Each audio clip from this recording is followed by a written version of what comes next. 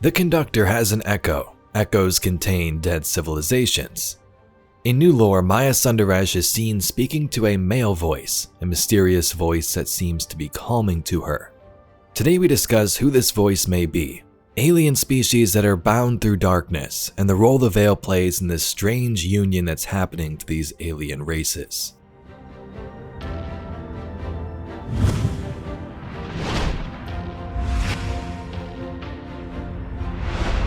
Last year, we heard in dialogue from Veil Containment that Maya Sundaresh heard the Veil speak to her in her own voice. This is nothing new. It happened not long after Ishtar arrived on Neptune and began to experiment. Maya calls it the Veil. She says she heard the name in a whisper when she looked at it. When I asked her who whispered, she said it was her own voice.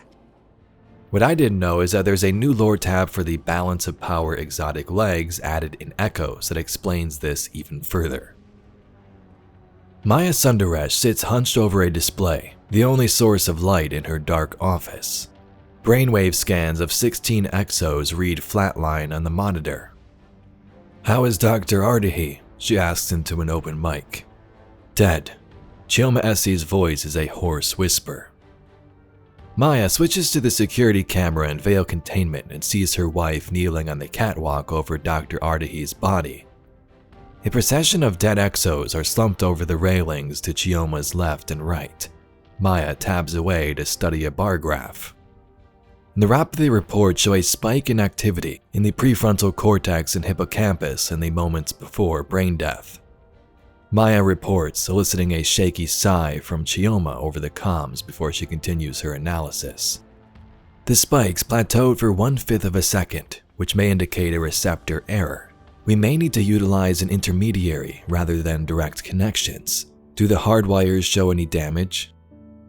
Maya tabs back to the security feed, watching as Chioma wipes her eyes and then assesses one of the dead exos, checking a thick cable plugged into the back of his head. No sign of damage. Capacitance switches didn't trigger. She swallows down bile.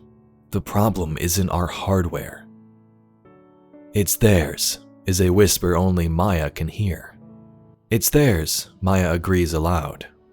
I think we need to stop." Chioma finds the strength to admit. "Reassess our findings, resume analysis of the initial electromagnetic anomaly before contact. We can't keep shoveling coal into the furnace," Maya suggests as she leans back into the chair. Chioma is too taken aback by the casual disregard to loss of life to reply. "You're right," Maya continues. "But we're not stopping, we're reorienting. The Veil is the future of humanity." For a moment, neither woman says anything. There is only the soft hum of electrons in a darkened room to fill Maya's senses. That, and a static hiss at the back of her mind. "The Veil is dangerous," Chioma asserts. Her voice is tinged with a tremor of emotion. Fear of losing the woman she loves keeps her from pushing harder as they stand on the edge of moral precipice together. It is, Maya agrees aloud. "We must treat it with caution, respect, and also reverence." A thought crystallizes. We must treat it like a knife. We've discussed this voice before and speculated. The Veil is its own artifact of darkness, so the voice is connected to darkness and consciousness. We don't know exactly what it was, but we believe it was separate from the witness entirely. We know that there is a Winnower and the witness claims it was the first knife in the Winnower's hand, so is this a similar situation? Given what Maya says there in that last line, we must treat it like a knife. Furthermore, in lore from the Spectrum shell, Maya awakes as the Conductor. Next to the Vex, there's also a voice that comforts her, a male voice.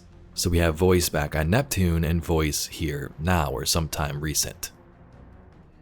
It is strange to be awake, physically, after so long spent wandering. Keeping a log will help, at the very least to track the days. As will my silly little joke to make myself feel important. 2 days after the re-beginning of myself. Anno me, I suppose. I ignored and abandoned the best person I knew. I feel foolish, empty, daunted at the immensity and masochism of my own stupidity. It feels childish to admit I'd always assumed she would follow me. I realize how naive that is. But I really thought I wouldn't be by myself for long.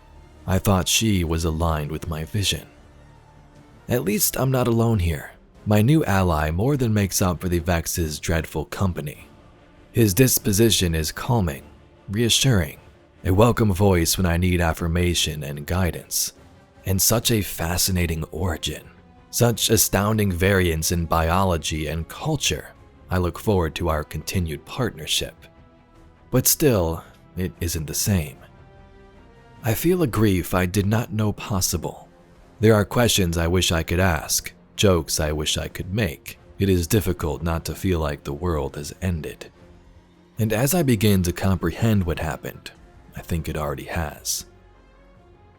So to me, unless I'm misreading this seems again to be Maya Sundaresh speaking, waking up and expecting to find Chioma by her side, but she's not.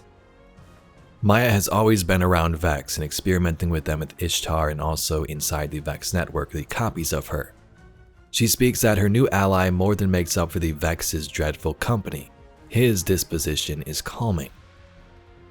So we have a male character that is calming to Maya in all this madness. It could be someone else in the network. Now the characters we know of are the Knotworm, some weird strange worm creature. There's Pradith, Asher and members of the Ishtar research team. Now to me, none of those human characters fit.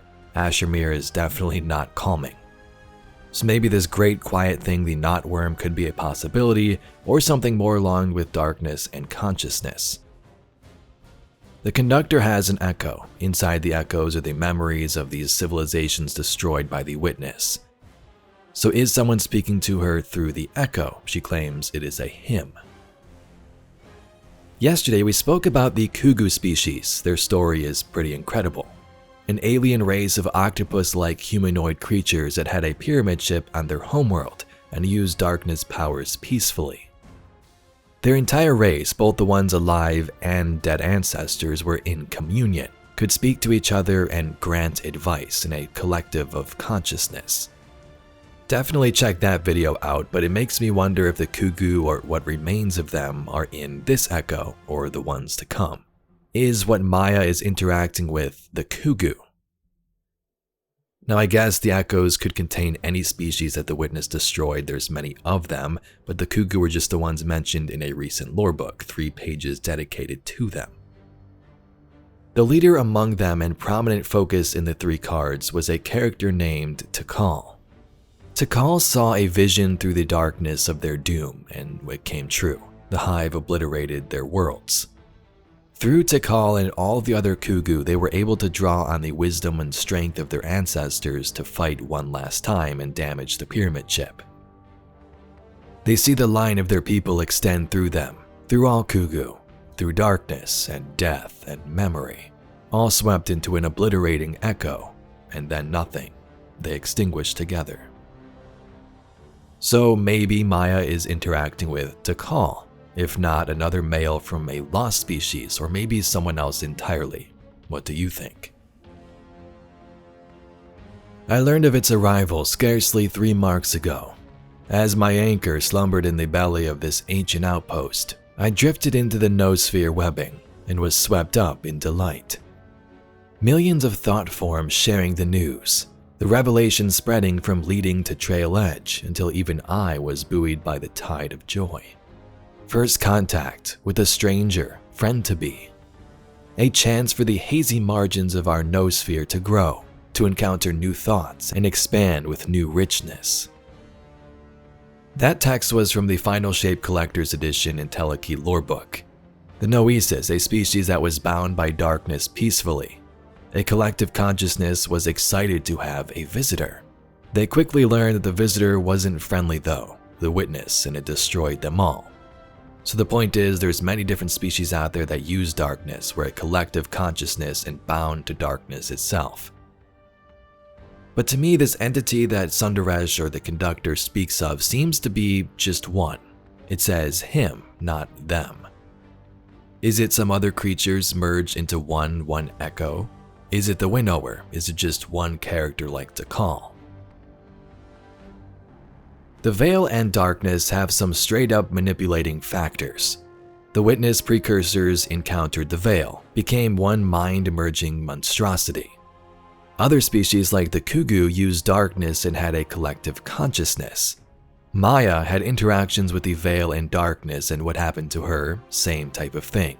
A voice speaking to her, possibly persuading her or corrupting her further in her journey to create a collective consciousness through radiolaria and control them.